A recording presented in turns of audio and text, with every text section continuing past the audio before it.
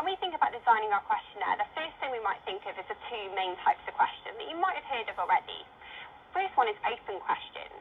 Open questions are where participants can give any response, and however length, they might talk at you for quite a long period of time. An example of an open question might be something like what I've written down here. Hopefully you can see this. In your opinion, what could be done to improve Taunton Town Centre? So if I was asking this to somebody or I'd sent this online, participants would be able to say whatever they wanted. Okay, and the advantage of doing that is we get lots and lots of data. I'm not categorising now, I'm not automatically assuming people's responses. However, it might make it longer for me to analyse. Another type of question is closed questions. Closed questions are where participants have to give a set response. So they don't give their opinions as such, or they might do if you've got a certain category for it. But there are a few different types of closed questions that you might want to consider using in your questionnaire. The first one is this that we call specified response question. The question I've got here is how did you travel to Taunton today? And I've put a few options for the people I asked, whether it's bike, train, walk, car or bus.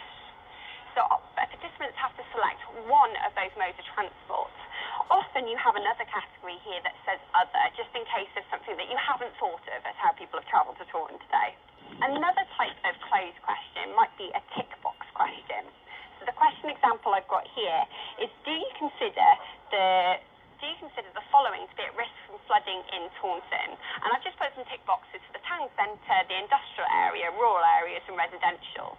This is quite useful when you want to give your participants more than one option to select within their questionnaire. And the final type of closed question that you might want to consider is a rank style question.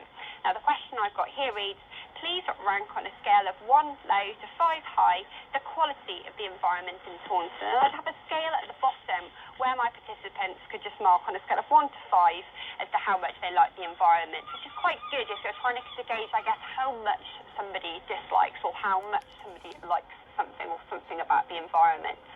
Whatever questions you decide to use in your own questionnaire, just make sure they're appropriate to what you're trying to find out.